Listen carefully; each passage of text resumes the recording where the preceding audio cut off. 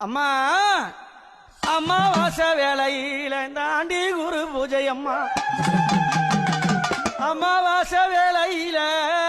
இந்த ஆண்டி குரு பூஜை அம்மா எங்க அம்மா ஆண்டி குரு பூஜை செய்து எப்படி வரலாம் எங்க அம்மா சிரித்த பூரத்தை எரித்த நாயகி அம்மா சிரித்த பூர